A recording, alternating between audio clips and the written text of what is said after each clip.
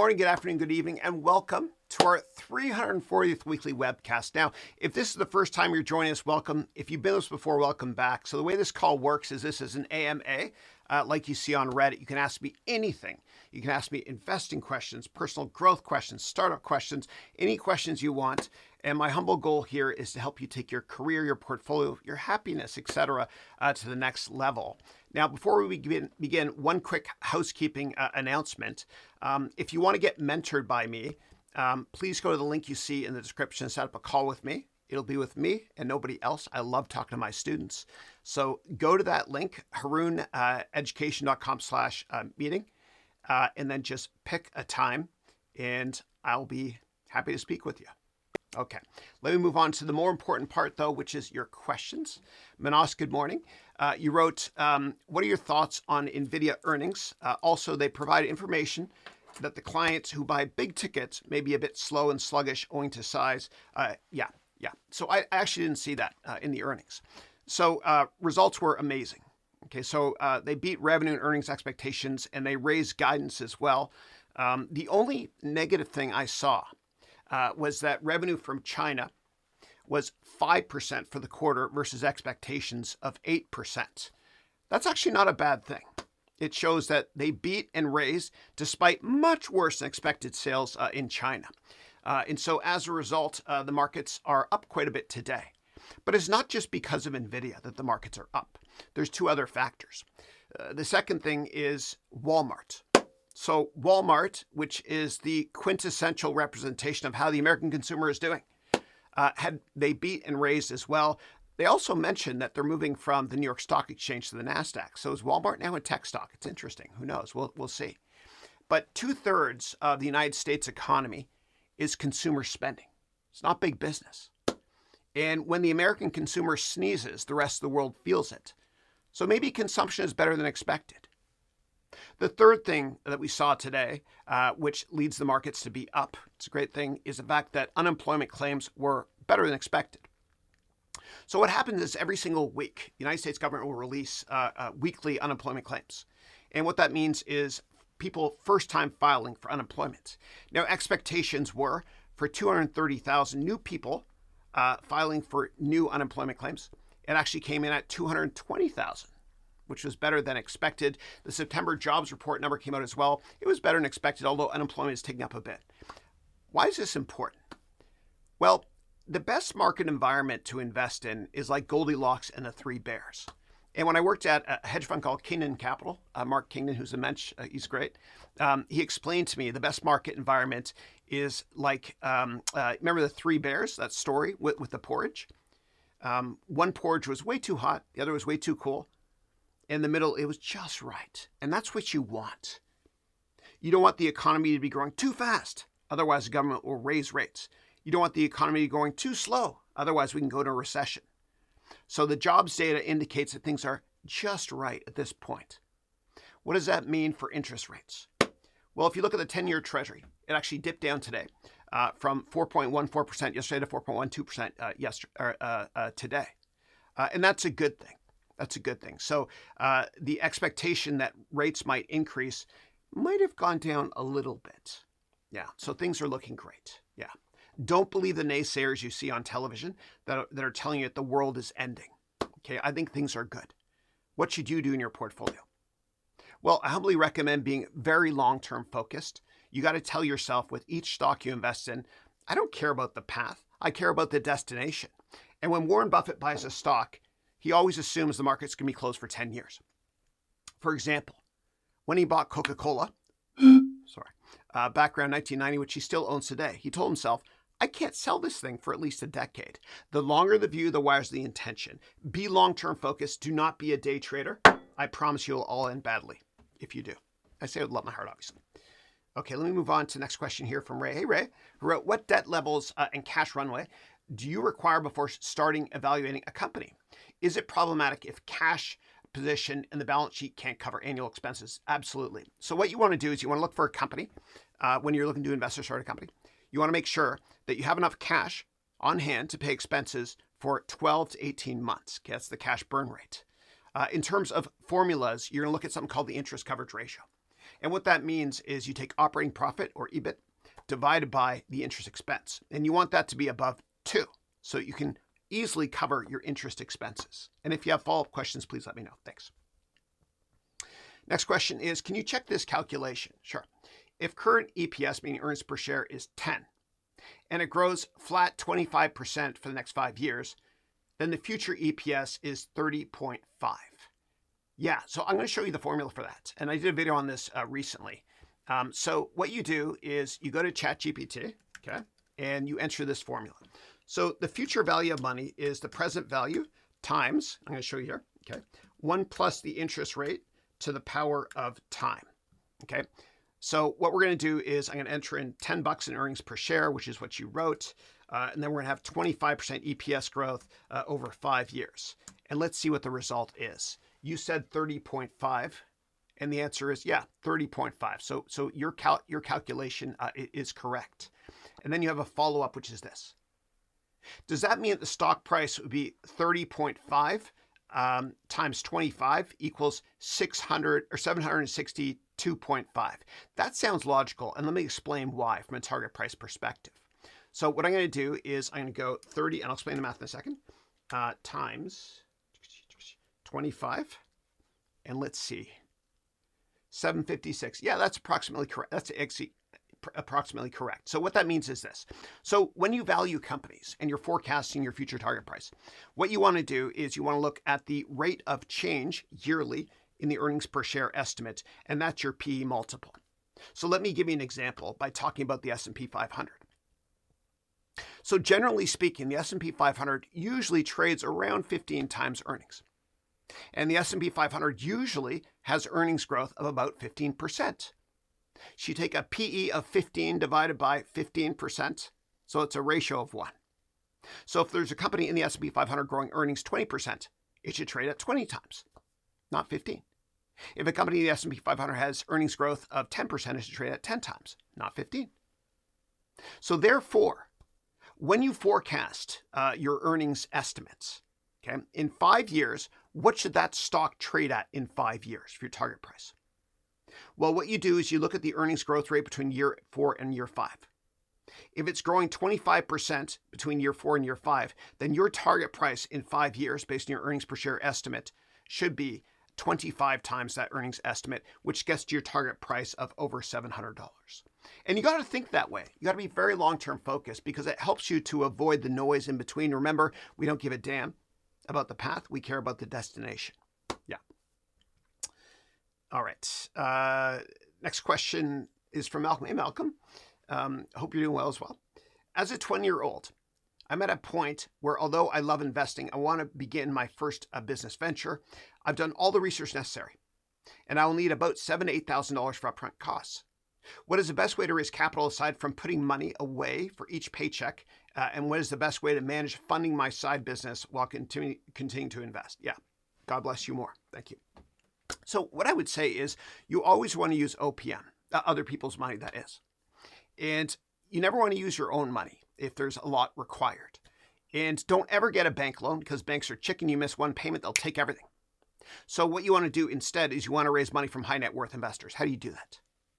Well, step 1, you write a business plan because failing a plan is plan to fail. Step 2, you make an incredible pitch deck. And I'm going to show you exactly how to do both. All right, so in terms of your business plan, within my program, what I do is I have a venture capital boot camp. See the link in the description to set up a call with me and learn more. Once you create the business plan, and you really have to focus on financials as well, okay? Because without data, you have a thesis, nothing more. Once you make the business plan, then you got to create presentation slides. Now, the best way to create presentation slides is to use the Airbnb pitch deck. And I'm going to show this to you here. Okay, and use this as a model for all your presentations as well.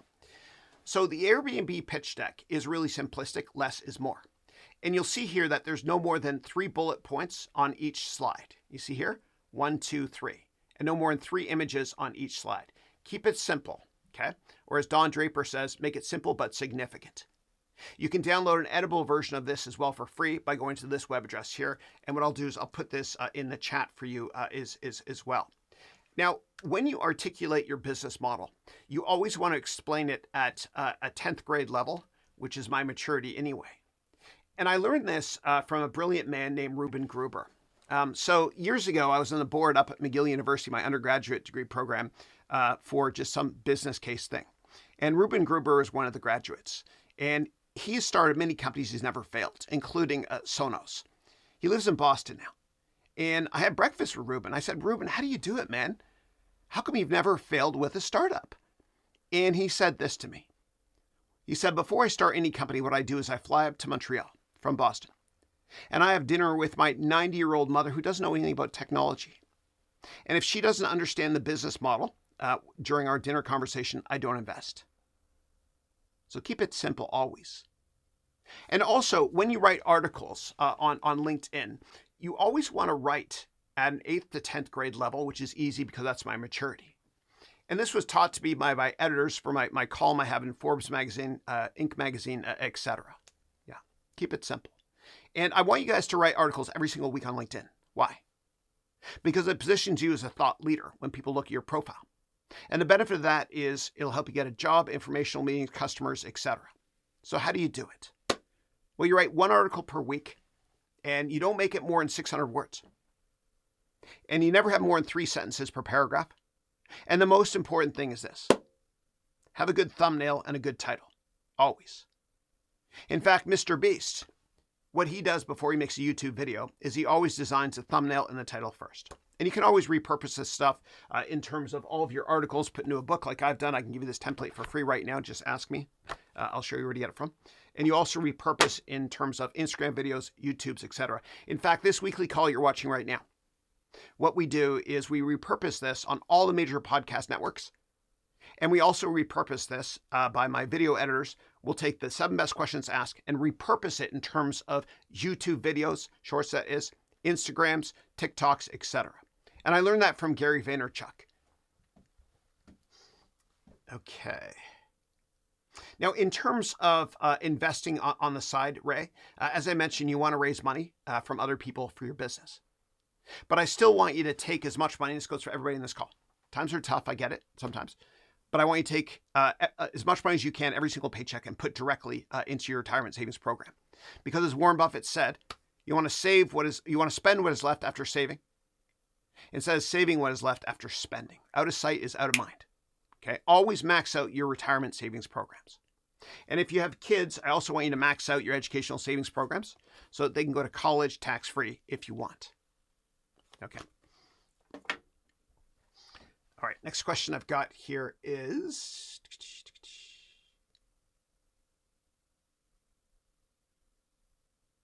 what is wise to do when oil prices are high and what is wise to do when it is low? Well, it depends where we are in the economic cycle.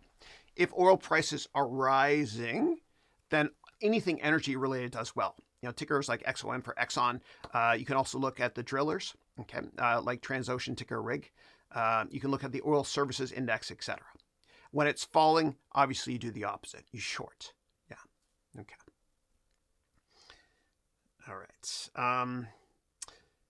What do you search for in financial statements before analyzing a company? Do you look at EPS growth trends, growth in revenue, certain level of R&D? Yeah, all that matters to me is earnings.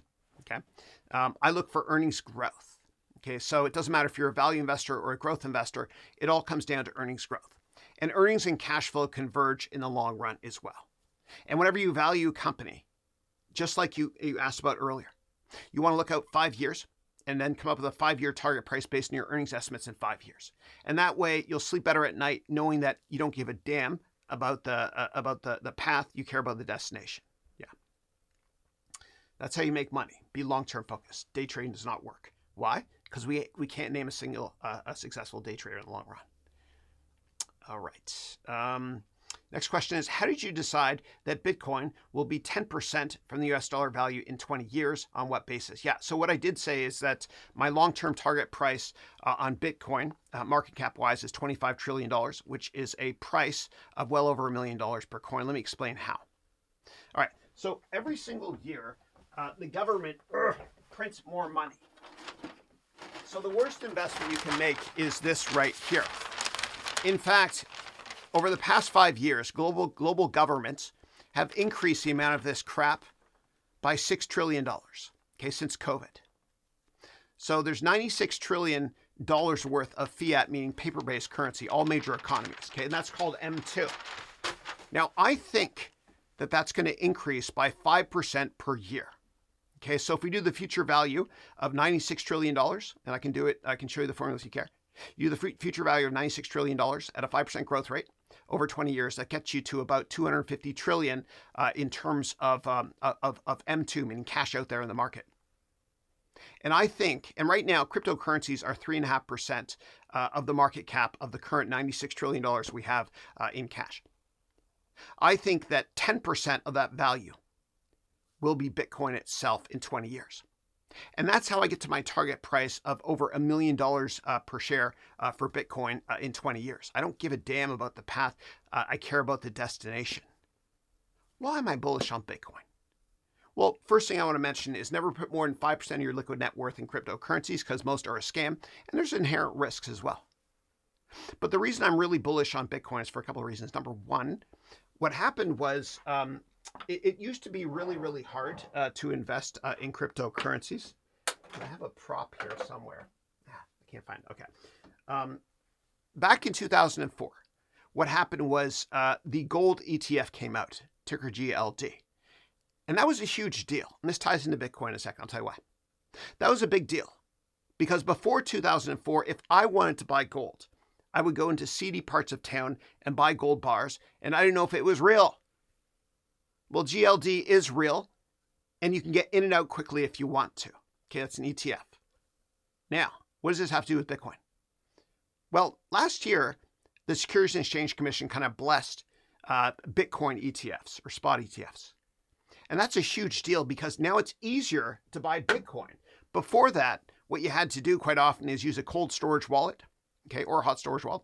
But the cold storage wallet process is so damn complicated to set up. And it's so complicated that at the last second, when you place your order, you cut your order in half. Well, now it's easy to buy Bitcoin if reputable firms have ETFs. Now, what really drives asset prices longer term is institutional ownership. Let me explain. So when I first started investing in cryptocurrencies, well over 10 years ago, about 100%, actually in 2013, close to 100% was retail. Okay. Then institutions started buying a little bit more. Okay. And right now, institutional demand and ownership of cryptocurrencies. When I say institutional, I mean endowments, pension funds, governments, sovereign wealth funds, mutual funds, hedge funds. The ownership is about 15%. And that's only going to grow. And the great thing about Bitcoin also, and I think of Bitcoin as being digital gold, is from a supply perspective, there's currently about 20 million Bitcoin out there. And there will never be more than 21 million Bitcoin out there by the year 2140. That's a huge deal. Now, if you're the Chinese government, and if you look at the statistics by going to treasury.gov, you'll see the Chinese government, which is the third largest owner of U.S. debt, is slowly decreasing every month what they own in terms of U.S. debt. So where are they putting their money? I think there's two places, gold and digital gold, which is Bitcoin. And that justifies my long-term target price. I don't really care where Bitcoin goes day to day. I hope it goes down so I can buy some more. I've got almost a full position. I don't care about the path. I care about the destination. Okay, next question is, if a founder moved to executive chair or board member and the CEO is another person, this is already a bad sign, correct? Yes. Yeah. You want the founder to be all in, 100% focused on what they do. What is a company? A company with a good investment prospects has a great founder. Why? Because the board doesn't care about quarterly results. They care about long-term growth. Jeff Bezos hardly ever got on the Amazon quarterly call. You got to be long-term focused always. And the second a founder steps away, some other bureaucrat quite often moves up to become CEO. And that new CEO is slave to Wall Street earnings, meaning short-term focused. The longer the view, the wiser the intention. You can't run a business and be very short-term focused. You got to be long-term focused always. Yeah, always. And I'll give you an example. There's plenty of them. So, for example, Elon Musk, when he kind of stepped away from Tesla to buy X or Twitter a couple of years ago, execution went down the toilet. It was awful. Short sellers loved it. They were all over Tesla as a short. Then when he returned after a while, execution was amazing. Tesla went up. The same thing happened two summers ago. Okay, when Elon kind of stepped outside of Tesla to help with the Trump administration in July, I think, of 24. Execution went down the toilet. And then what happened was Elon tried to help out with DOGE, Department of Government Efficiency, and execution went down the toilet. Then he returned to Tesla, and execution's been much better. The bottom line is, you only want to invest in a company where it's founder-led, and he was technically a founder of Tesla. You only want to invest in a company when the founder is running the ship, okay? And if you want, when I worked in venture capital, I wrote an article on venturebeat.com. Just search for it. And the title is, When a Founder Leaves a Company, Investors Should Run for the Exit. Yeah. And a great example of that would be if, let's say Jensen Huang, if he stepped down from Nvidia as the CEO, I wouldn't touch that stock with a 10-foot pole. Yeah. The jockey's always more important than the horse. Okay, let me move on now. Next question is from Manas. Do you think one should build a small, cute hedge fund while doing a master's or something from the dorm? And what legal implications can it have? Yeah, no. If you run a hedge fund, you got to be all in.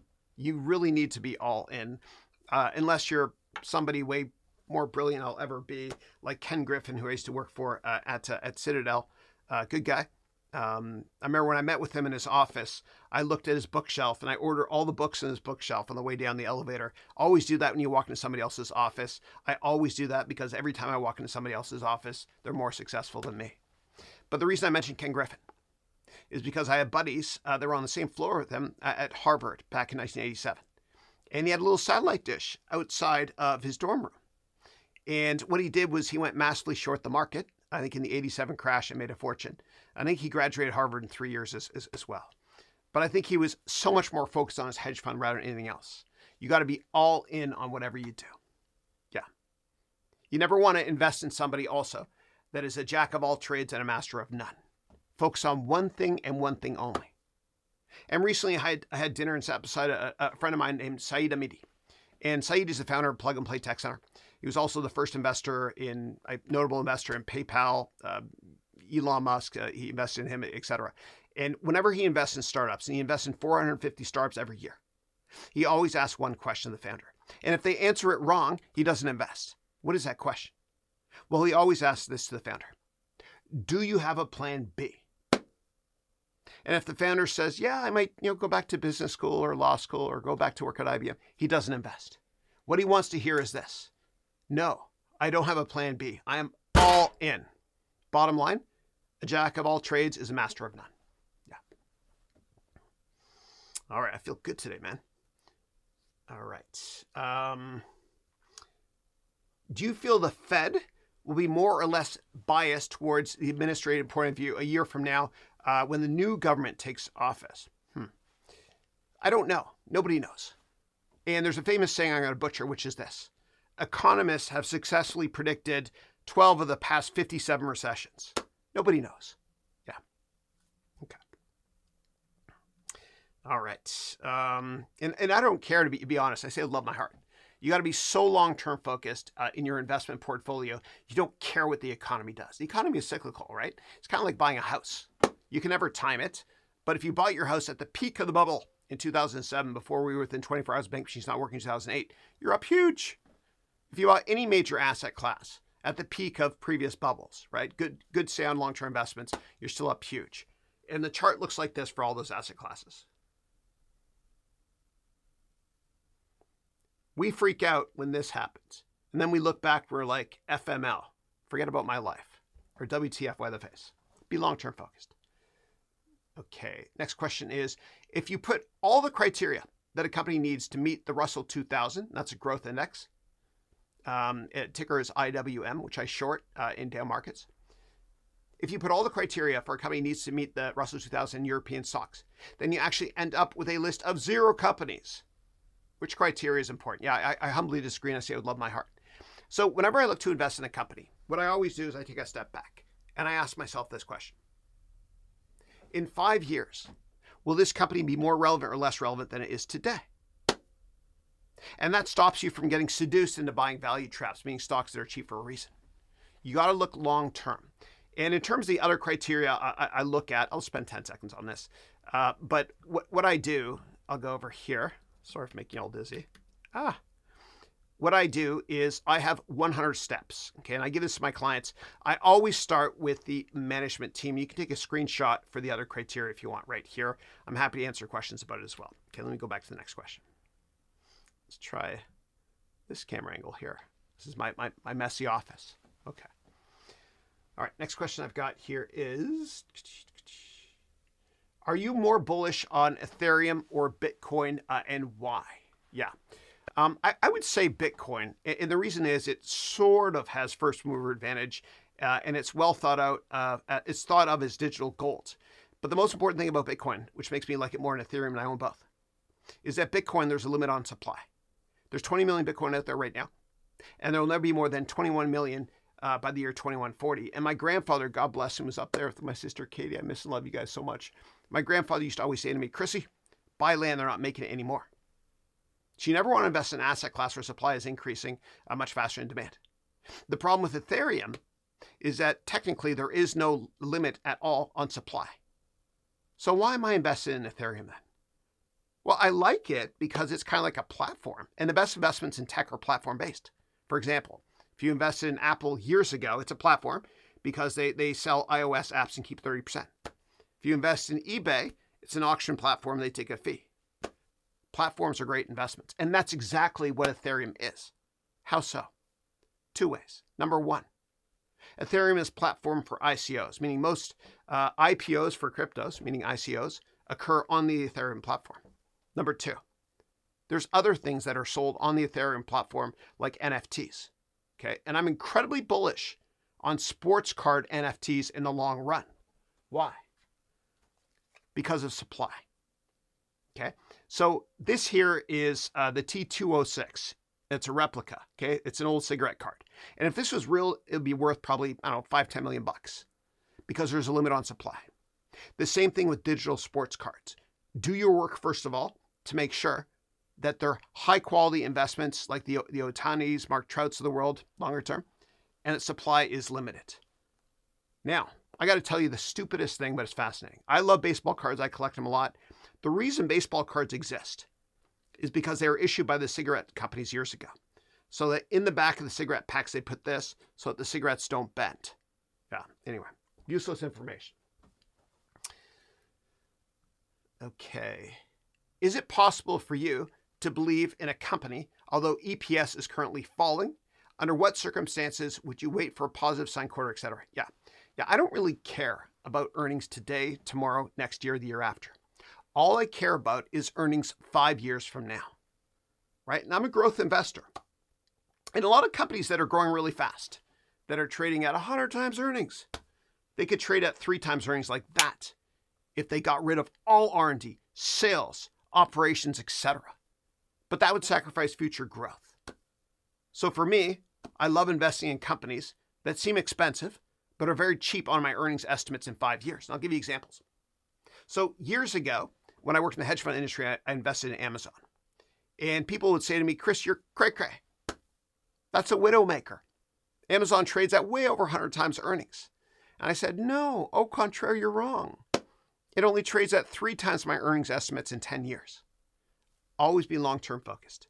And I teach financial modeling in all my programs as well. All right. Next question is, what % of your net worth should be in real estate? Yeah, I recommend about 30%. And it's the most important investment you'll ever make. Why? Because think about how much money we waste on rent. So let me explain it to you. And I'll show you here. And this will change your perception of real estate. And I'm going to open up my complete real estate course that's exclusively available to my clients. So it's always my dream that within 10 years, my clients make more money from their residential investment rentals than they do their base salary. So watch this. If you spend $2,500 a month in rent, okay, and you do that for 50 years, then that means you're going to spend $1.5 million over 50 years.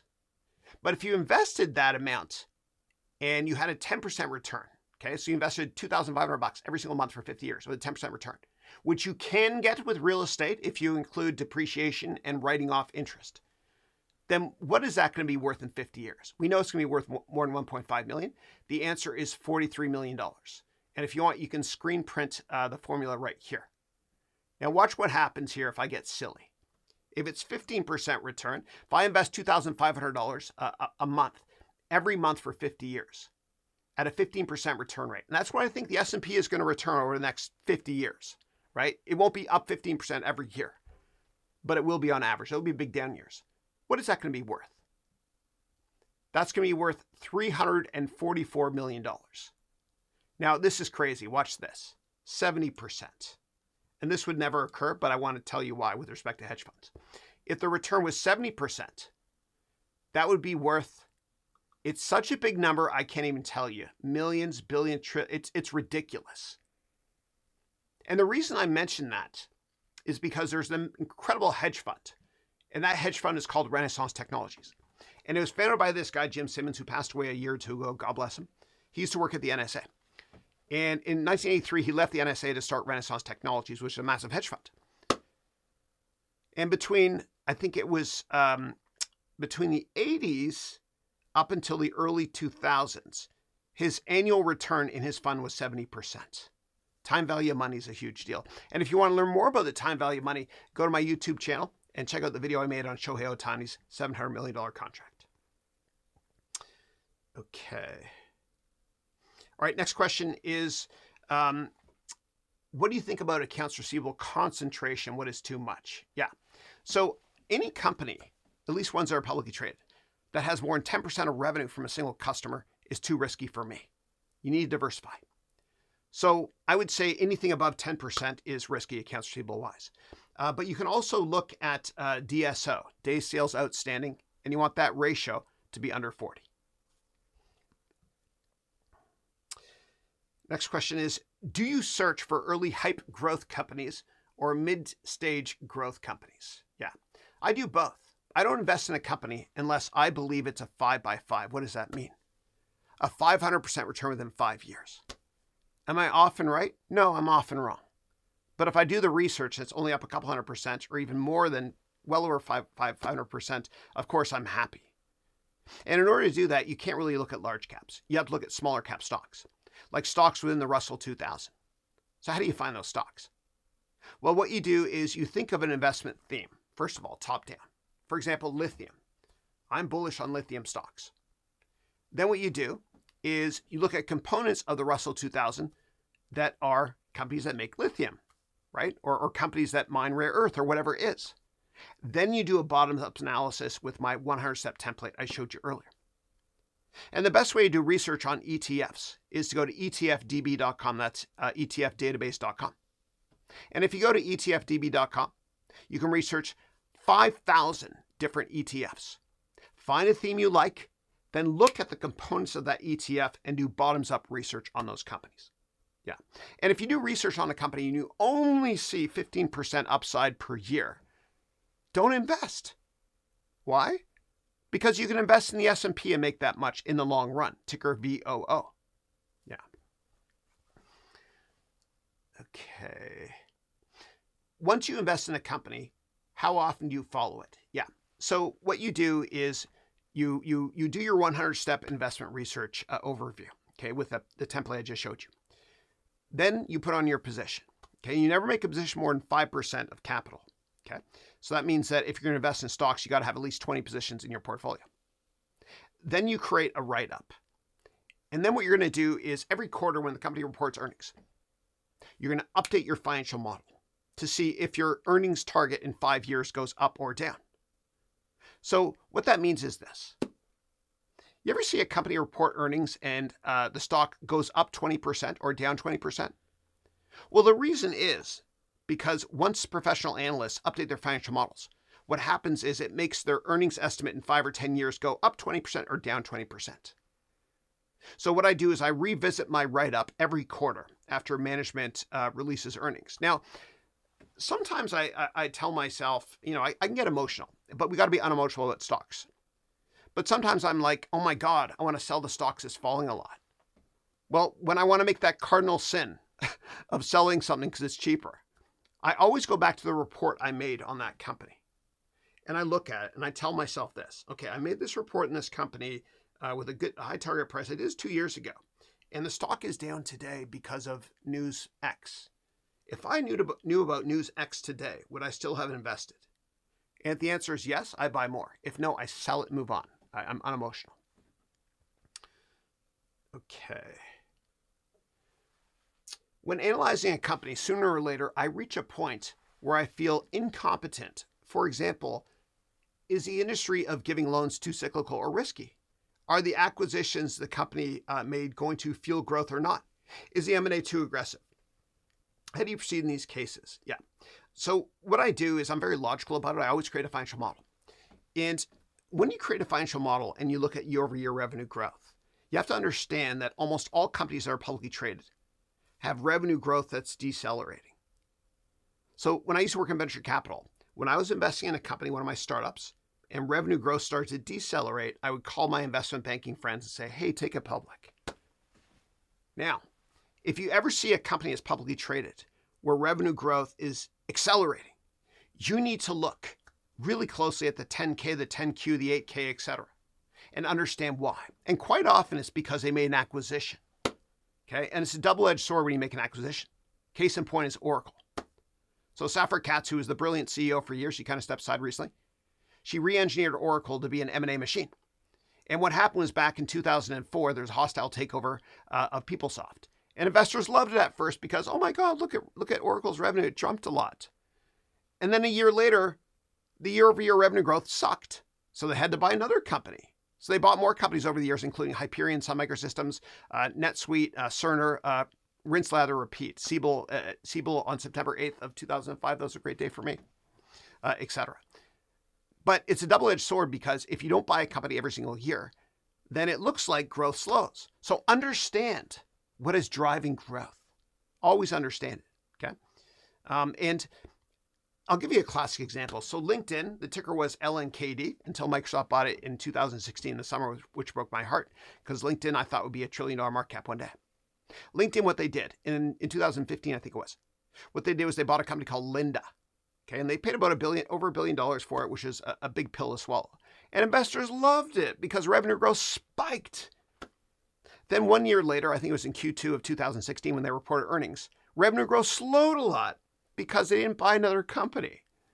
And as a result, it dropped about 30% immediately because they missed earnings by that much in terms of guidance as well.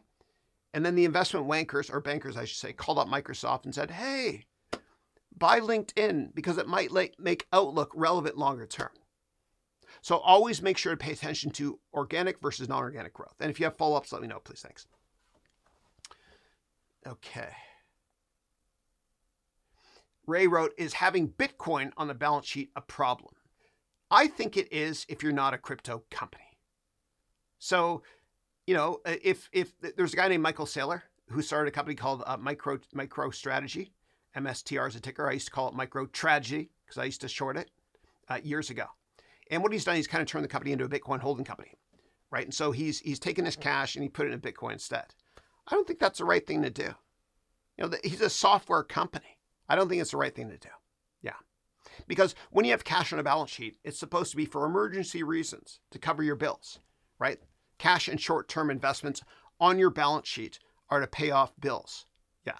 I think it's irresponsible to have a big portion in Bitcoin on your balance sheet if you're a publicly traded company and you're not a Bitcoin or crypto company. That's just me, though.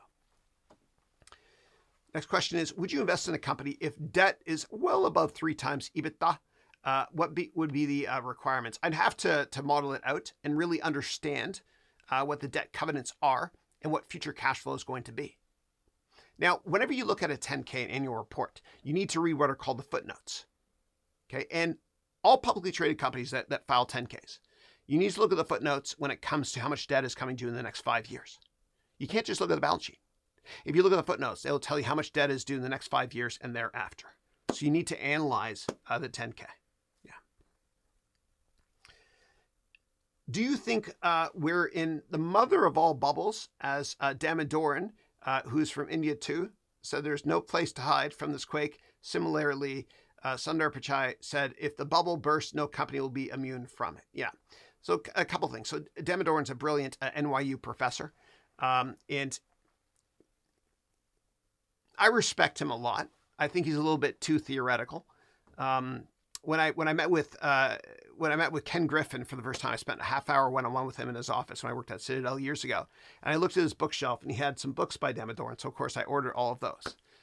But I wouldn't pay attention to anybody's near-term market call. Now, when it comes to bubbles, I worked at a big hedge fund called Pequot as well years ago. And I remember it was the summer of 2006. And buddies of mine, we all pitched to Art Sandberg, God bless me, passed away. So Pequot was one of the biggest hedge funds in the world. But we pitched him Lennar, ticker LEN, and KBH as shorts. And the investment thesis was, we're in a real estate bubble. And he said something that really touched me. He said this, son, I've been around long enough never to stand in the way of insanity. Markets peak, markets trough, and the market can stay irrational longer than I can stay solvent. Nobody can call these things. And what will cause this bubble to burst is probably going to be some black swan events. And a black swan is something very rare, something you can't forecast. And it's the title of a really good book by Nassim Taleb. Read all his books, please. They're great. So a black swan is a rare event. You don't really see them anywhere in the world except for maybe Tasmania. And so a black swan event that makes the markets pull back is something like 9/11. You can't forecast it. Or something like COVID. You can't forecast it. So there will be some economic shock, some global event, hopefully not in Venezuela, but you know what I'm saying, that will cause the markets to pull back and will pop this bubble. I don't know what it is. I don't really care where the market goes because I'm long-term focused. Yeah. Okay.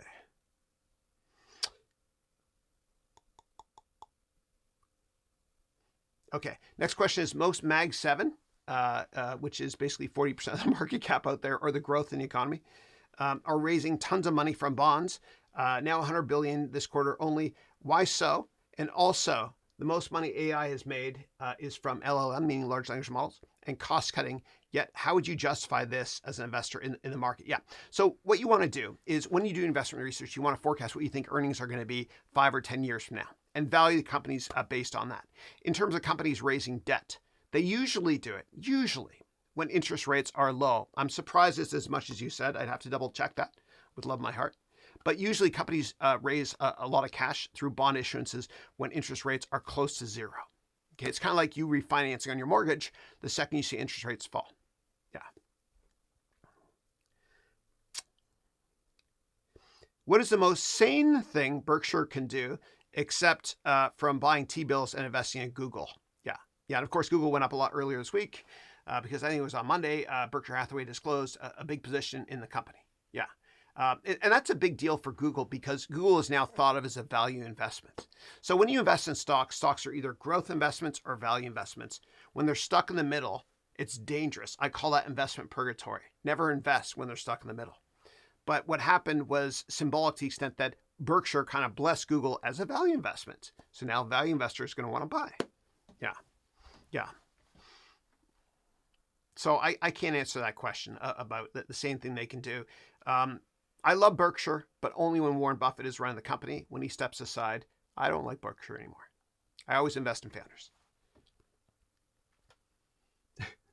What does it mean to be a man in 2025? In your view, if I take you as an ideal or the wise man who plays GTA? Dude, I'm not the wise man, please. But I tell you, when GTA 6 comes out, if ever, you ain't going to see me for at least a month. I'm going to be playing day and night, and I can't wait.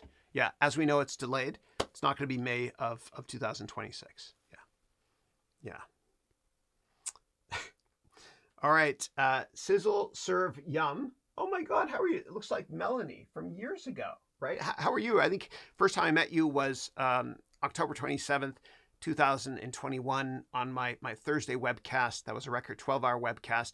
And I met both your kids. They were about to go out for Halloween. Yeah. Or is the 31st? Yeah. You wrote, I want to wish you and your family a happy Thanksgiving. Thank you. God bless you. Then you wrote just a short update. I got a really cool job, and that's all thanks to your guidance from past lessons. Thank you, and God bless you. Yeah, God bless. And I remember you always had the coolest different color for glasses. Yeah. Yeah. Why don't you join me on my weekly call? You can join forever for free because you're a legacy a student of mine. Yeah, so just go to the Zoom call today at 10 a.m. Pacific time. Would love to catch up with you. Yeah, thanks. Good to see you.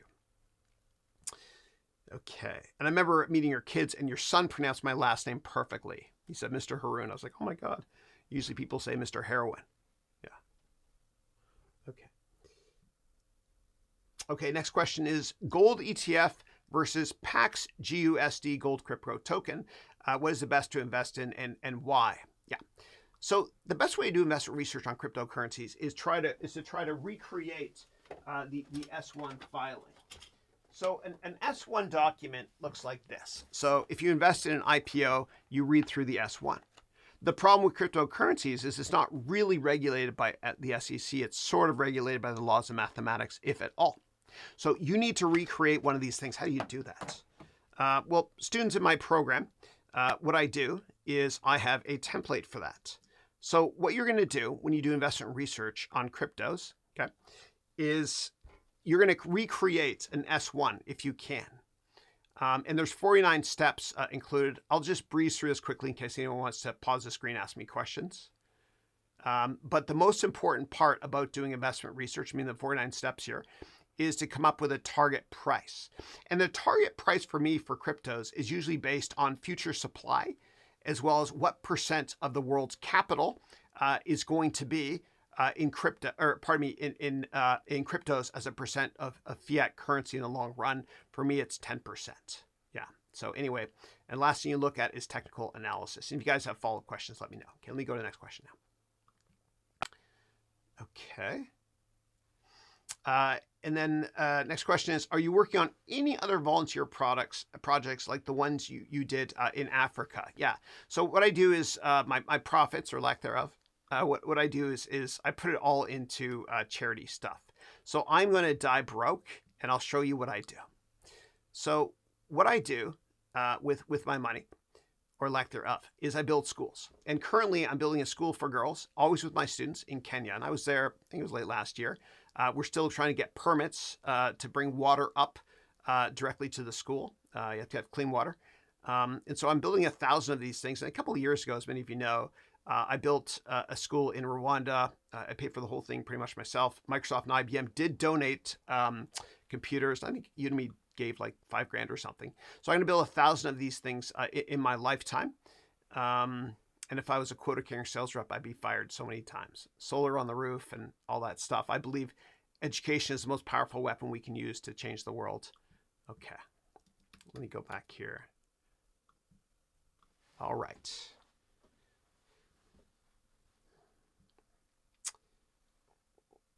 What are your thoughts on this AI bubble? How do you think this will affect the market? Yeah, we are in a bubble. I don't really care. I'm just very long-term focused. If the markets pull back 20%, I don't care.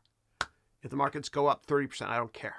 I don't know the path. I know the destination with my investments in the long run. One thing that does worry me, though, to be intellectually honest, is if we look at the peak of the NASDAQ, when the markets peaked back in March of 2000, about 17% of the net worth of Americans was in stocks then. Today, it's 21%. So if we do get a market pullback, there will be a negative wealth impact on the economy. So I think a crash of 20 or 30%, if it happens, I don't care, I'm long-term focused, will pull us into a big recession. Yeah. Okay. All right. Whoa, there's a lot of questions today. Okay. All right, guys. I'm going to take a very quick break. I'll be right back. Check out this video of me being an idiot. Thanks. When you think of accounting and finance, what comes to mind? Don't worry, this is not my course. I have something just a little more special planned for you. Do you want to learn about accounting and finance in a way that you've never been taught before? Of course you do. My visual approach will teach you everything you need to know, and it will be a lot of fun. In fact, you'll wonder why you weren't taught this way in school. Oh, and if you get a moment, please check out the student reviews to see how so many people have enjoyed the learning experience. And you know what the best part is? No experience is necessary to take this course. So if you don't know how to model and value a company, analyze a cash flow statement, or understand the difference between growth and value investing, not to worry. We will cover all of those concepts from scratch. So why should you learn accounting and finance from me? I have an MBA in finance from Columbia University. But more importantly, I have work experience in the real world, from Goldman Sachs to several hedge funds, to venture capital and consulting firms. I've raised and managed over $1 billion in my career. Now I'm passionate about sharing my knowledge and experience. My life has turned full circle, from my own education to my experience in business, to investing in and founding several companies. Instead of teaching boring finance and accounting theory, I teach based on my own real-life practical experience, and it has led me right here to you. I want you to understand how to create, analyze, and forecast an income statement, a balance sheet, and a cash flow statement.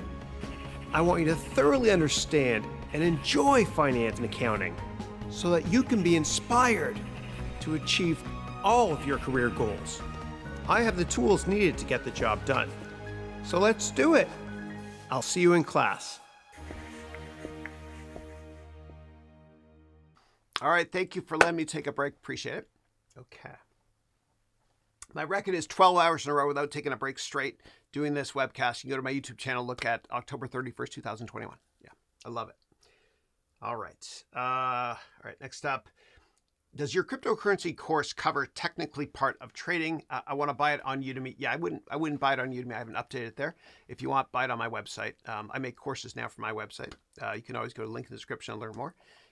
It's updated on my website. Yes, it does cover technicals, but that's the last thing you should look at. Okay, whenever you look at investment research on any company, stock, crypto, commodity, bonds, gold, whatever, the last thing you look at is technical analysis. Number one, you look at fundamentals. Number two, valuation. You value it in at least 5 years. And a distant third is technical analysis. Yeah. Okay, next question is from Leo. Hey, Leo. As somebody moving to another company for a fresh start, how am I going to build a network to open great career opportunities? Yeah.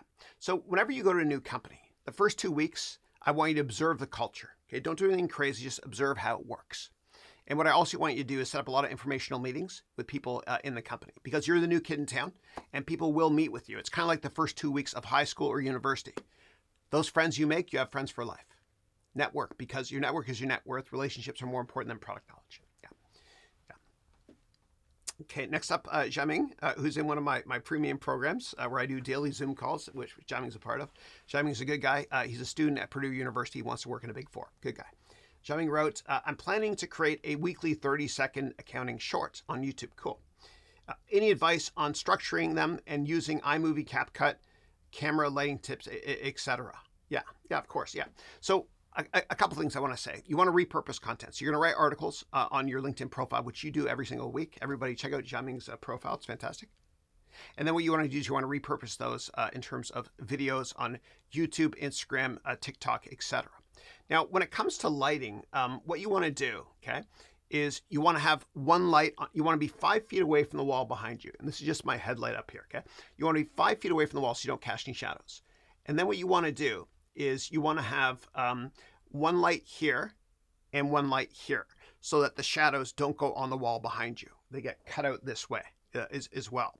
And then in terms of, for everybody doing Zoom calls, I recommend the following. This is crucial, okay? Because a great Zoom setup can do more for your career than a great Italian suit can. What you want to do is you want to make sure the camera is at eye level, okay? If it's not eye level and you're looking down on them, that's intimidating and arrogant. If you're looking above them, that's also arrogant. Always eye level. Plus, you want the camera, you want your head to be 2 fingers from the top. Okay, always do this because it shows confidence as well. In terms of other tips with the lighting and stuff, what I do is I put this on. When I've done interviews on television as well, there's always somebody that does this for you. If you've never used this stuff, powder, just go to a drugstore and talk to somebody there and say, hey, match my skin color for this stuff. Otherwise, if you're perspiring, it looks like you're nervous and stuff. What you also want to have is a lint brush as well, especially if you're wearing black. And then you want to have something called clear voice as well, in case you lose your voice before an interview. Yeah, and there's many more tips as well. I can talk about microphones, any questions you guys have. I can talk about lighting exposure, like you see right here, and everything you want. Just let me know, because I've made every mistake there is to make. And then, Xiaoming, since you're in my daily premium program, we do daily Zoom calls. Ask me then, and I'll help to tweak your camera setup. Yeah. Okay. And then you wrote here, I'm 20% through the financial analyst interview bootcamp course. Yeah. Any tips on structuring shorts and daily interview practices without using Udemy? Yeah. Yeah. So daily interview practice, what I would do is this. Okay. I would just go through all the 150 pages of exercises I have to answer daily questions. And then you can use Udemy if you want. I'll show everybody what Udemy is. It's a great product you guys should use. Okay. So I interviewed the CEO and founder of Udemy on my webcast a bunch of times. Really good guy. He just raised over 20 million bucks at venture capital money. So you guys can go here, and I'll drop this link in the chat in a second. But this is the best way to practice your interviews. You can do it for free. So what this will do is it'll tell you about your body language. It'll tell you if you're speaking too fast, like I do sometimes, or too slowly. If you use filler words like etc. Okay, it's a free product. Use it, love it, learn it. I'm going to copy this here, and I'll put this in the chat for you guys to check out as well. Also, if anybody wants to, give me 1 second. Anybody wants to set up a meeting with me, click that link I just dropped as well. I always love talking to my students if you want to join one of my programs. All right, let me go back over here. All right, move on to the next question now. Okay, hey, Jasmine. Jasmine wrote, good morning, Chris. Good morning, too. I saw many companies on Twitter, meaning X, you wrote here, saying that H-1B visas are taking jobs away from U.S. citizens. Can you please explain the process and how it will impact the U.S. economy? Thank you. Yeah. So I came here to the United States on an H-1B. Okay. And I don't think H-1Bs take away jobs from Americans. I think it's additive. And so here in the Bay Area, about 50% of my students, okay, when I used to teach at university during the evenings, guest lecture at Stanford, used to invest in venture capital companies, et cetera, 50% of students and entrepreneurs I invested and met with were born overseas. Think of the value they've added to the U.S. economy. Okay. Think of all the incredible startups here. Tesla, SpaceX, by a guy who was on an H-1B, Elon Musk, right? The CEO of Google, H-1B. All these great startups, H-1B. That is additive to the economy. So I believe in immigration. I believe in H-1Bs. I think there should be more of them. Yeah. In terms of, I have a lot of clients now that are scared for two reasons. Number one, they work in tech, and they're worried that their jobs can be taken away by AI, which it will if you're a developer. Don't study computer science in school, please. But they're also worried because they have H-1Bs. Well, if you have an H-1B and you're already in the United States, there's nothing to be worried about. If you have an H-1B and you're outside the United States or in the process, I'd be worried. And don't ever rely on your company's lawyer. Always get your own lawyer, immigration lawyer. Go to LegalZoom.com to get one for cheap. Yeah. Yeah. And there's enough checks and balances in this country to keep craziness in check, right? The Epstein files are being released because of checks and balances, right? So I wouldn't worry about H-1Bs in the long run. Yeah. America, it's land of extremes. Yeah. Yeah. But I think it's more centrist in the long run. Okay. I don't want to get political. Okay. Pulasti, how are you? It's been a while. Hope you're doing well. Okay. All right, next up, Ray wrote, so you're searching for companies which analysts haven't noticed or are wrong about? Yeah. Yeah, well, for me, what I do is I always create a financial model 5 years out. And I slap on my earnings target price per your questions earlier in today's webcast. I slap on my earnings target price in 5 years. And if it's materially higher than where the stock is right now, like 500%, then I'll do it. But if I can only model 15% earnings growth per year, meaning stock going up 15% per year, I don't touch it, man. Why bother? Too much risk in one company. Just buy the S&P 500, ticker VOO, with fees of, I don't know, 2 or 3 pennies per every $100 you invest per year. Yeah. Would you invest in a company listed on the Tel Aviv Stock Exchange and being a foreign private issuer, meaning no 10Ks? Yes, if I do due diligence on it. So, for example, Checkpoint, ticker CHKP, I've looked at before. I've met with Gil Schwed, the founder, many times before. You look at what's called the 20F, okay, which is an annual report to be dual listed in the United States. Checkpoint is on NASDAQ. Okay. And what you want to do, though, is you can apply a bit of a discount if you want to, if you're worried about geopolitical uncertainty, etc. And so I once worked at a hedge fund, I'm not going to disclose which one, where I headed up an event-driven group where we were looking to potentially be an activist investor in Checkpoint. And the reason we were looking to do it initially was because Checkpoint was materially undervalued. And we realized the reason it was undervalued was because they had Israeli tax credits that were temporary in nature. Yeah, but absolutely, I would invest in any company on any major market. Now, I think that Tel Aviv is a great market to invest in, but as with all markets, you want to do the 100-step investment research background using one of my templates. Yeah. Okay. But there are certain countries I'll never invest in, like Russia, for example. Why? Because I've been burned on accounting with them, right? This is not a knock against Russian people. It's just the accounting there is ridiculous, right? Unethical. Years ago, I invested in Lukoil and Gazprom because my financial model showed that both companies were trading at 3 or 4 times this year's earnings, but they were fraudulent earnings. Yeah. Okay, Manas wrote, imagine you had an asset or a stock. Maybe you're up 68% and it's falling and your analysis says it will be back to the price you got in. Would you take your profits and leave forever? Yeah, so all I care about is my price target in 5 years. That's all I care about. I don't care where the stock is now. I care about, or I do, only relative to my target price in 5 years. Would you be still bullish on Ethereum if a competitor comes up and people do more ICO there rather than on Ethereum? Yeah, I'd be less bullish, that's for sure. Yeah. Is it possible that ticker GLD gold goes down in a down market? Yeah, so gold, and this is fake. Like I'm a fake teacher. They say those who can't do teach, and those who can't teach gym class. And I suck at sports. You're all out of luck. Just kidding. But gold usually goes up in times of uncertainty. Okay, so in the fall of 2008, when we were within 24 hours of bank machines not working, my biggest position in my hedge fund was ticker GLD. Right, so it's a fear index, kind of like when there's a lot of global uncertainty, the U.S. dollar rises. It's a flight to quality. It is what it is. Now, I hate to say this. These are the 4 most dangerous words I'm about to say in finance, according to John Templeton. This time it's different.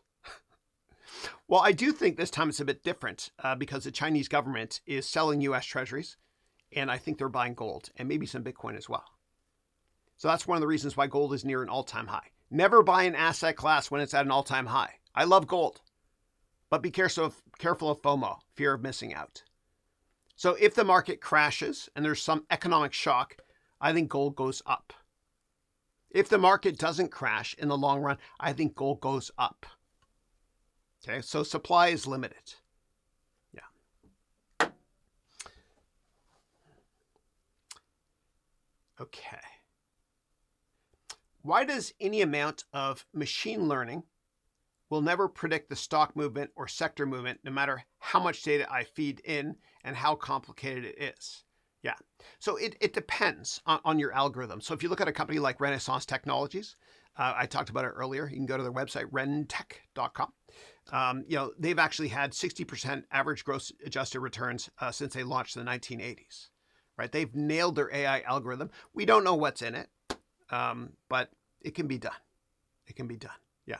And we will get to a point where I think that there will be algorithms, and I bet you they already exist, but we don't know about them for obvious reasons, that correctly predict the stock market. Yeah. Okay. What is the most money a hedge fund or private wealth manager can make legally with and without leverage? Yeah. So the way that private wealth management works, which is the best job you can get in all of finance, why? Because it's the only job you can take your clients with you to another bank or start your own firm. But the way it works in private wealth management is leverage doesn't matter as much. What matters for them is assets, and they get a percent of their assets. So if you manage $100 million, okay, you make $1 million a year. It's 1%. If you manage $100 billion, you get a fee every year of $1 billion. Okay. Now, when it comes to a hedge fund, it's a little bit different because a lot of hedge funds will lever up. So hedge funds that run market neutral, meaning they have sort of an equal number of longs and shorts, they can lever up a lot. In the fall of 2008, a lot of the larger hedge funds used leverage of 10x. Ooh, scary. Meaning for every $1 they had in assets, they had $10 invested, right? And then they put up the gates so there wouldn't be withdrawals, et cetera, and the rest was almost history. Yeah. So the way to think about it is this. So hedge funds make money through what's called the 2 and 20 formula. And that's also how private equity firms and venture capital firms make money too. What does that mean?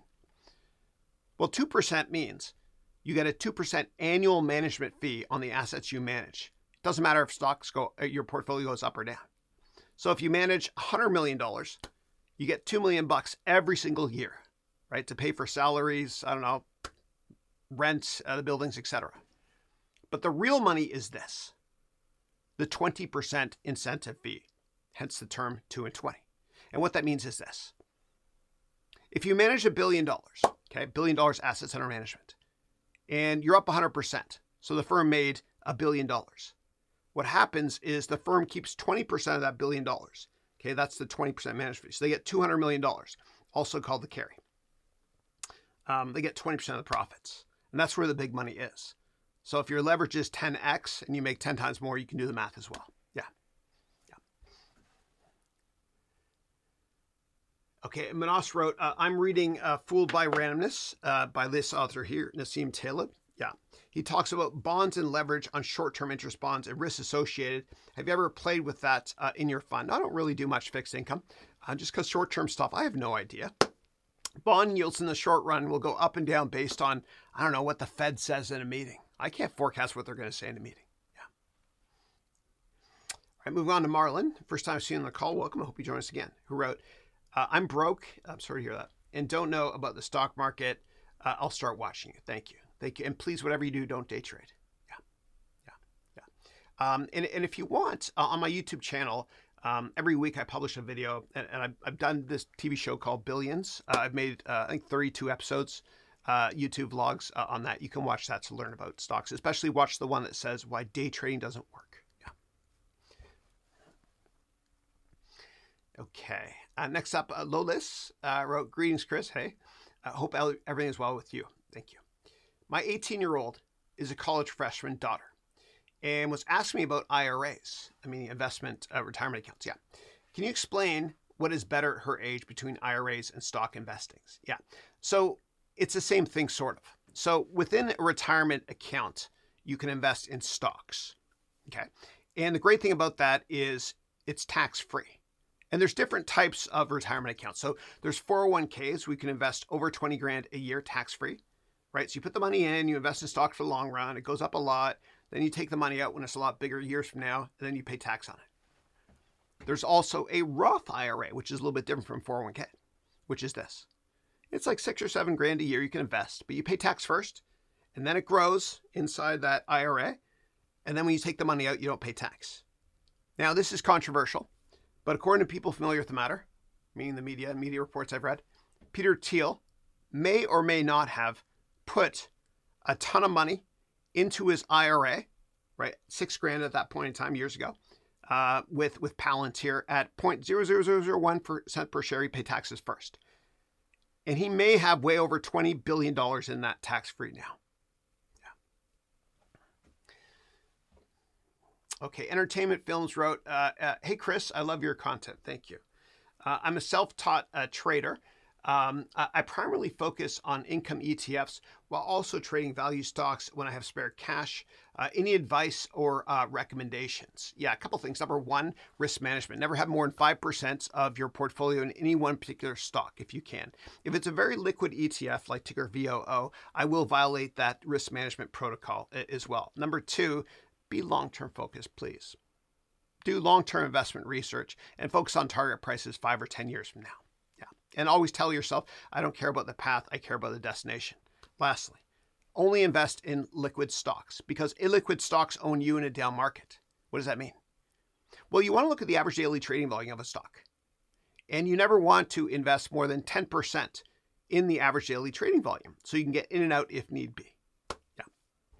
And if you have follow-ups, please let me know. Thanks. And then Mallory wrote a great video, Chris. Oh, Mallory, great to see you. I wanted to talk to you. So Mallory is one of my students. She lives in Monaco and London. You gave me a great idea last week. You were wearing a weight vest, which I ordered, and I use it daily now. So it's 20 pounds. Hey there. It's 20 pounds. So when I'm on my treadmill, what I do is I walk with this now, and I get a much better workout. And so for those of you who have known me for a long time, what I do is I get 10 to 20,000 steps a day at least on my treadmill.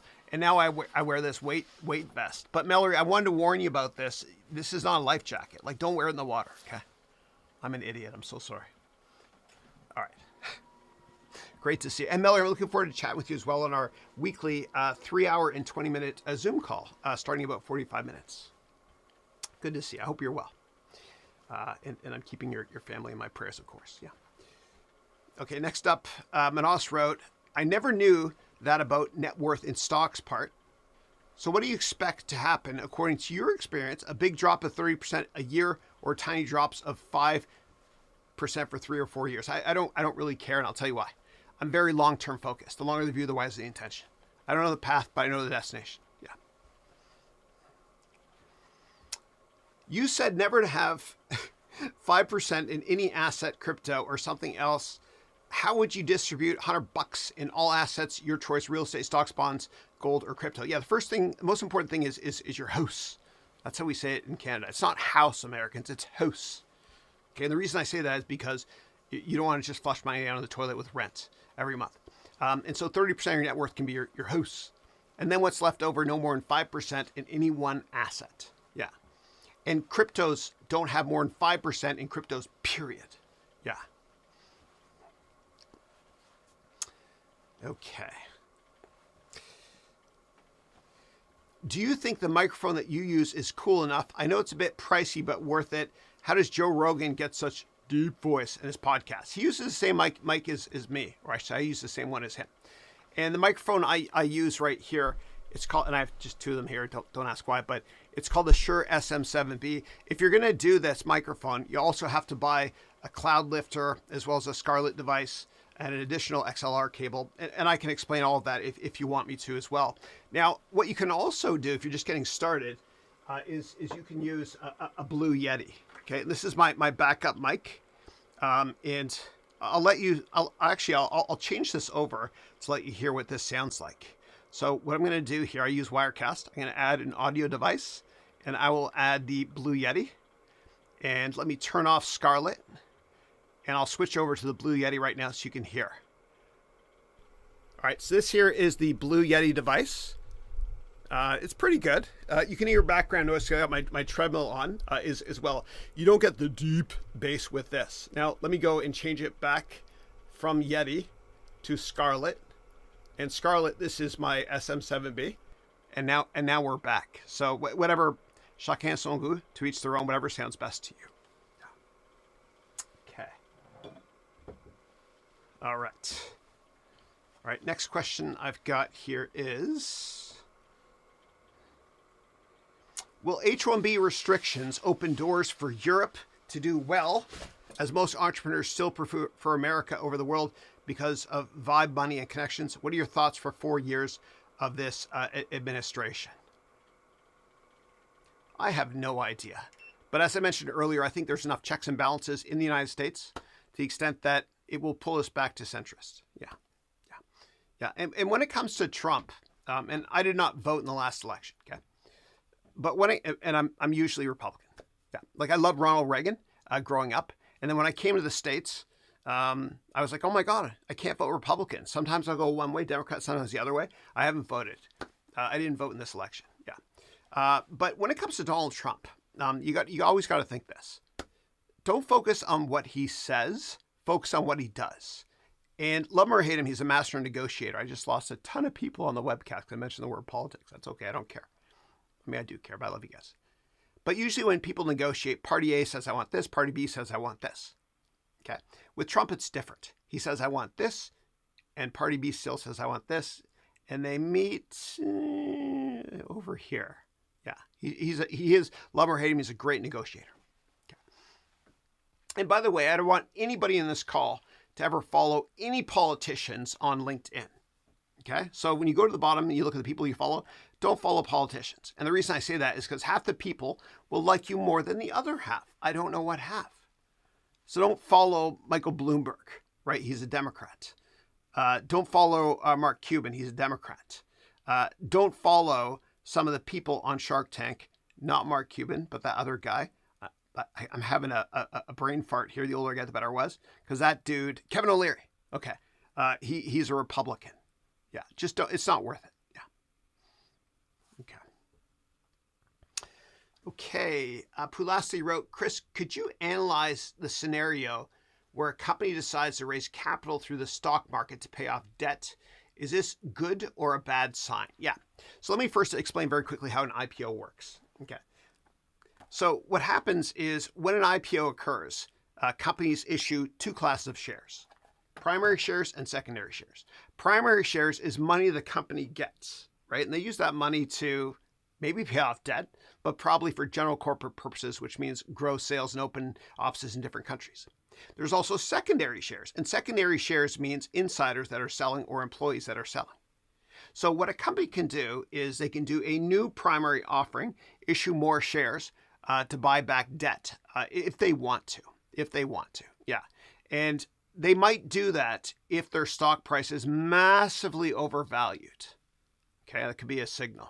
Yeah. Now, when a company buys back a lot of shares, they're signaling that their stock price is massively undervalued. I always love it when companies buy back their own shares. But what I love the most is when there's massive insider buying. And when I worked in the hedge fund industry, I did a lot of machine learning and regression analysis, which is a subset of ML, which is a subset of AI. I did a lot of machine learning and regression analysis on insider buying and selling. And this is called behavioral finance. What you want to do is this. You want to analyze massive insider buys, okay, from CEOs. And you can always back test this and see if after a massive insider buy, if the stock was materially higher 1 year later. And I used to always do this with Activision. So Activision, the ticker was ATVI before Microsoft bought it. But Activision with Bobby Kotick, who I met with many times, he was also in the movie Moneyball, funny guy. Whenever he would buy shares in size, which is publicly disclosed, I would buy his stock because 1 year later the stock was higher and vice versa.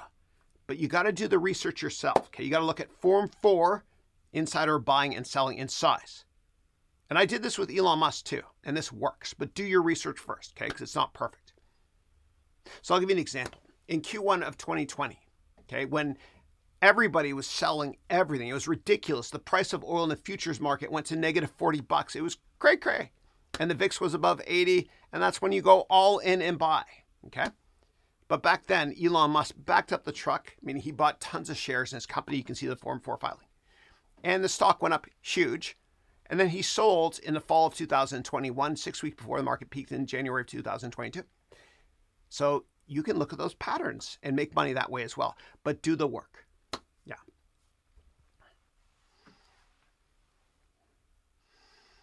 How do you short stocks or indexes in a hedge fund? What did you do, or what did your team do when you had your own fund? Yeah, deep research. And I'll show you the exact template structure I used, which I designed based on greatest hits of what I learned over many years. I complete this entire template, which my clients get, and you have access to this too. Manas, go to EMS 4-2, that's Economics Management and Strategy, Semester 4, Class 2. Okay, so I would fill this out. You always start with the management team for your write-up.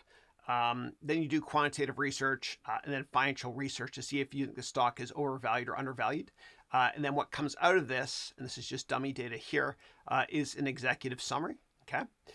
With your target price, etc. And what also comes out of this is a very detailed report. And you guys can bring this to your informational meetings or interviews to get the job.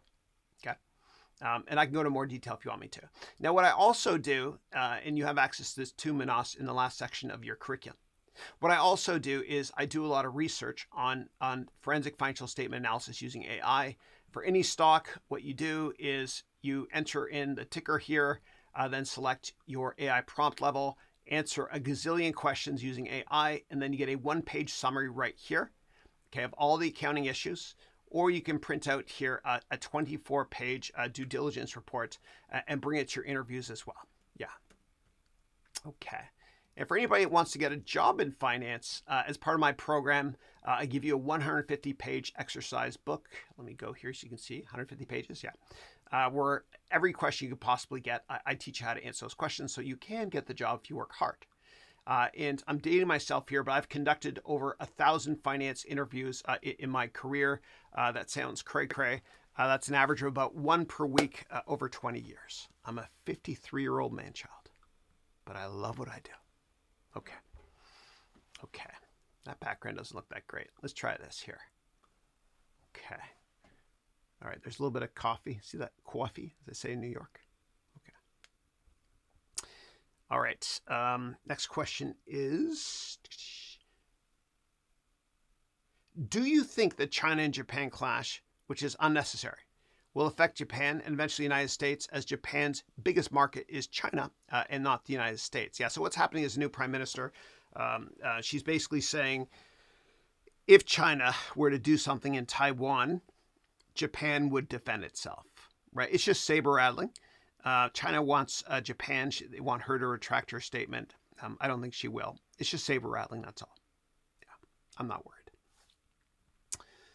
Okay. Because think about the opposite. What would be the opposite of that? Like, would she make a statement saying, if China invaded Taiwan, which is closer to Japan, Japan would do nothing? Like, she probably got quoted in miscontext, etc. Yeah, I wouldn't worry. Okay, it's mutual destruction. Okay, and I think the Chinese government and the Japanese government are both rational. Yeah. Okay, and I can talk about Venezuela if you want me to as well, what I think is happening there.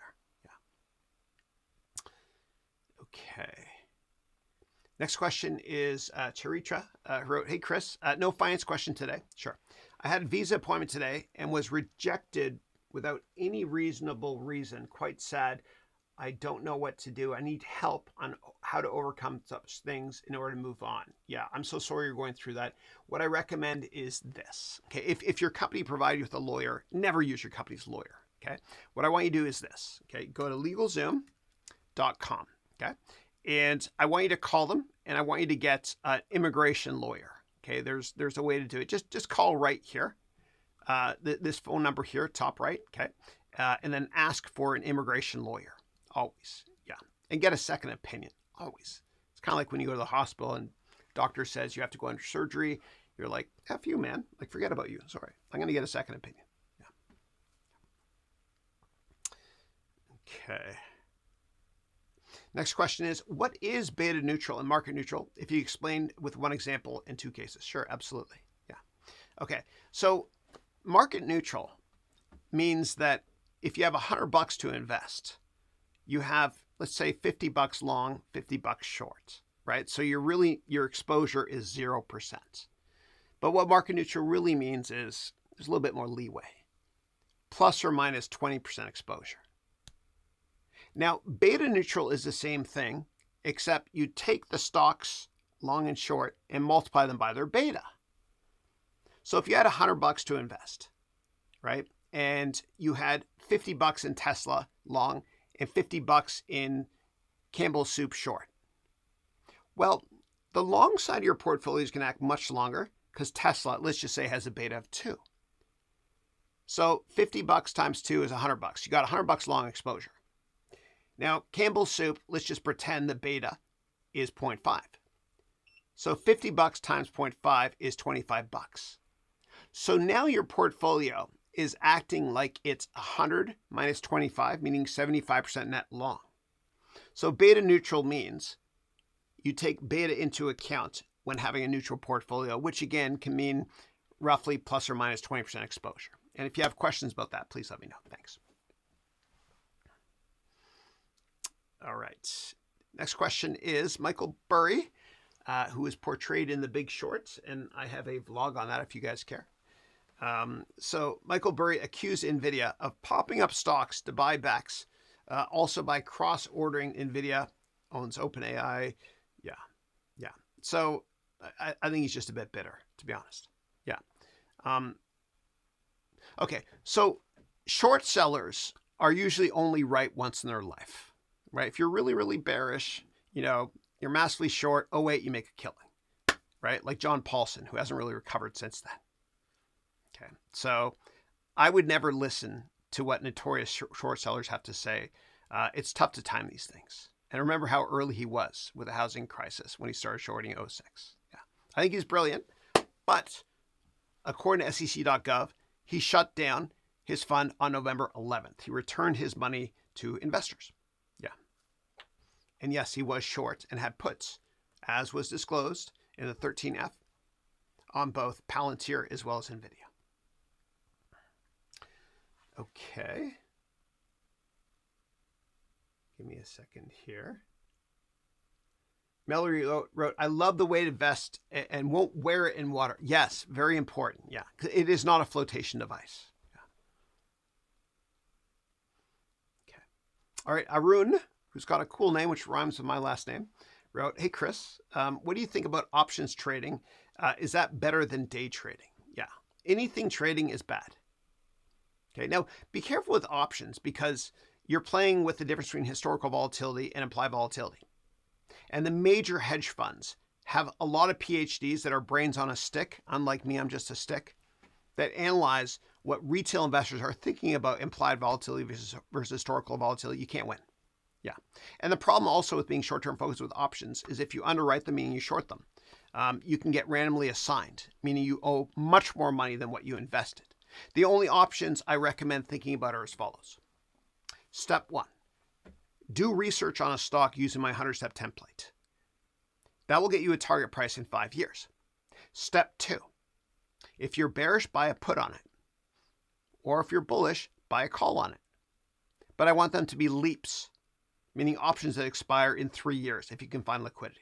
That's it.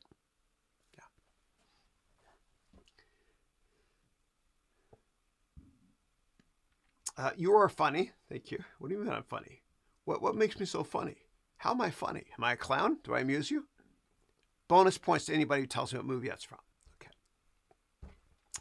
Okay. Did you have any deep, funny professors in your time? Absolutely. At Columbia, where I did my MBA in finance, Matthew Rhodes Kropp, who was my favorite teacher of all time, he was hysterical. Yeah. He had me laughing always. Yeah. Okay. All right, next up, Boxing Guy wrote, hey, Chris, it's been too long since I've been on this call. Great to see you. Welcome back. Say I'm mad too. Hold on a second. I misread that. How do you feel about the oil/energy markets performance in the future? Yeah. I'm bearish on oil in the long run. Right? If you think about it in the long run, 50 years from now, are we going to be using more oil or less? Obviously, we know the answer. And a famous executive at Saudi Aramco once said, the Stone Age did not end because they ran out of stones. Yeah. Okay.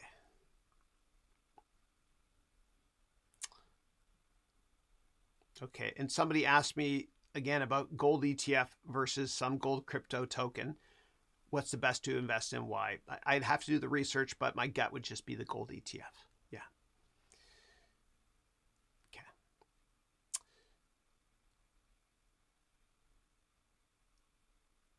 Was there a lot of insider buying around the Liberation Day plummet? I don't know, but you can always go check by looking at Form 4s that are filed on SEC.gov. Yeah. And some of you might be thinking, what about Nancy Pelosi or politicians that invest in stocks? It should be against the law. I humbly believe that politicians can own ETFs before they take office or have planned 5B purchases over time slowly. But otherwise, it's insider trading and should be illegal. Yeah. How much impact does Japan and the political future have on America or the world? How much is the yen going to affect the dollar under this administration? Yeah. So we have to keep in mind that the largest owner of U.S. debt, 2.7% of the U.S. debt, is the Japanese government. And they're buying more and more. Okay. They're the biggest owner of our debt. Second now is the UK, right? Which is buying more and more. And China is selling off their U.S. assets. And we both know that Trump and the political leaders of both Japan and the UK have become much, much closer recently. Yeah. So I think Japan will have a big impact always on the US dollar. Yeah. Okay. Next question, Chiricho wrote, commodities, the price of oil went negative. What does that mean? Yeah. So what happened was in Q1 of 2020, everybody was freaking out because of COVID. Those were crazy times, eh? And so what happened was everybody was selling everything. And so there's a futures market where you can bet on or speculate, I should say, on what the future price of oil is going to be. And the future price of oil temporarily went to negative $40, which is crazy. And people were supporting that claim, saying the rationale is this. During COVID, you had a lot of tankers full of oil that were floating, in the Baltic Sea, all over the world. Okay, and they weren't selling their oil, and the cost to keep one of those tankers afloat every day is $600,000. That's how they were justifying it. Crazy, I know.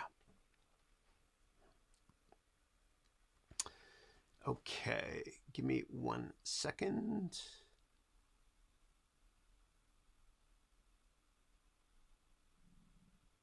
Imagine if I had long AMD and short Palantir.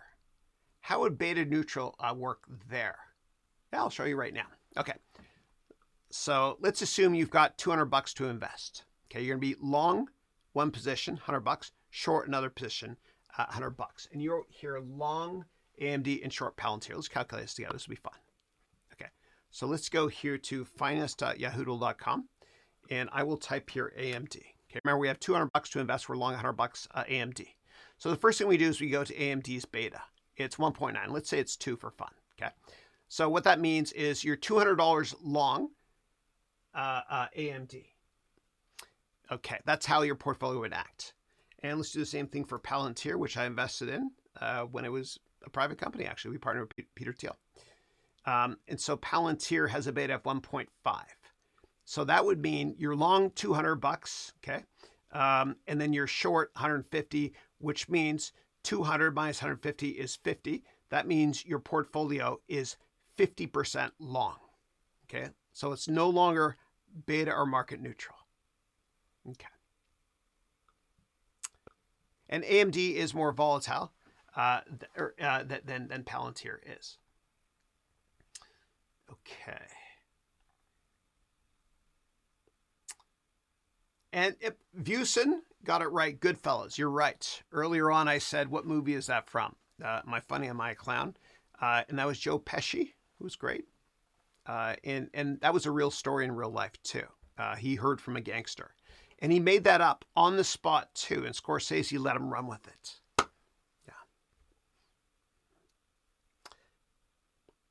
Yeah. Chiricho wrote, asking a finance question, of course. I've seen that on average, big investment banks and hedge funds and prop trading firms are always coming on top rather than the buy side firms like mutual funds and hedge funds. Yeah. It depends which ones. Yeah. But mutual funds are a scam. Don't ever invest in mutual funds. Why are they a scam? Because they have ridiculous fees, sometimes as high as 5%, including hidden fees. Only invest in ETFs where the fees can be 3 pennies or 0.03% per year. Yeah, I think dumb money is mutual funds. Yeah. So why do people still invest in mutual funds? Because they have great lobbying power in DC. And also they spend billions of dollars every year on these really feel-good commercials. Companies like Fidelity, etc. Don't touch them. Yeah. Okay. Mallory wrote, if I need to sell off some crypto to buy property, and I've done your investment course, that's right. You're looking to buy a property in Dubai that we priced together. I remember that, yeah. Should I sell Ethereum over Bitcoin? I can't answer that for you. I want you to talk to your accountant first so that if you're up a lot in them, and I'm assuming you are, you can minimize your tax burden. Yeah. But this is just me. Don't take this for gospel. Do your own work. I like Bitcoin better. I'm not telling you what to do.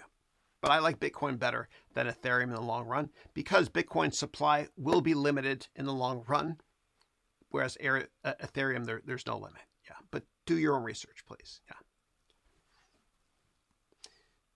Okay. I don't humbly agree with you on the oil narrative.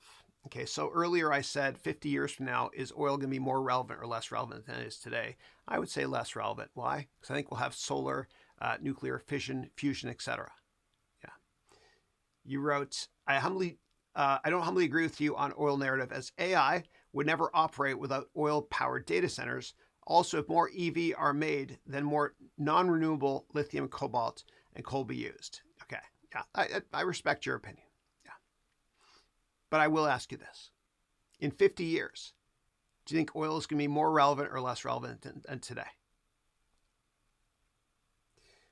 Okay.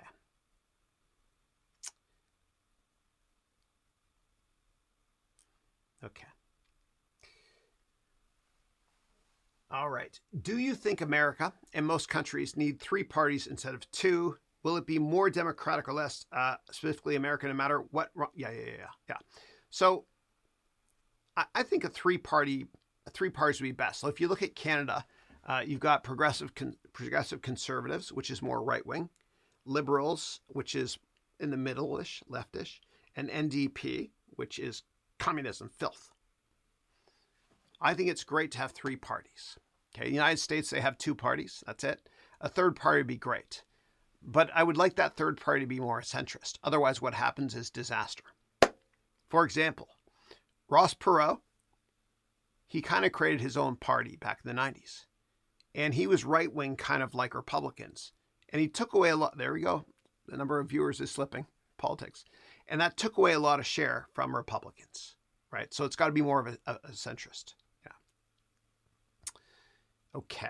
All right, guys, I am going to wrap up this call. For those of you that are interested in joining my program or doing a call with me to talk about joining my program, I want you to go to the link you see at the bottom there and just book a call with me as well. It will be with me, nobody else. I love doing it. I have some positions open, just one today.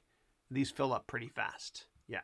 And for those in my paid programs, I will see you in about 20 minutes. I'm going to end this webcast, like I always do, with a life-changing video from Steve Jobs that I licensed from the Silicon Valley Historical Association. God bless you guys, and I'll see you soon. Thanks. When you grow up, you tend to get told that the world is the way it is, and your life is just to live your life inside the world, try not to bash into the walls too much, try to have a nice family life, have fun, save a little money. But life, that's a very limited life. Life can be much broader once you discover one simple fact, and that is everything around you that you call life was made up by people that were no smarter than you. And you can change it. You can influence it. You can build your own things that other people can use. And the minute that you understand that you can poke life and actually something will, if you push in, something will pop out the other side, that you can change it, you can mold it, that's maybe the most important thing, is to shake off this erroneous notion that life is there and you're just going to live in it, versus embrace it, change it, improve it, make your mark upon it. I think that's very important. And however you learn that, once you learn it, you'll want to change life and make it better, because it's kind of messed up in a lot of ways. Once you learn that, you'll never be the same again.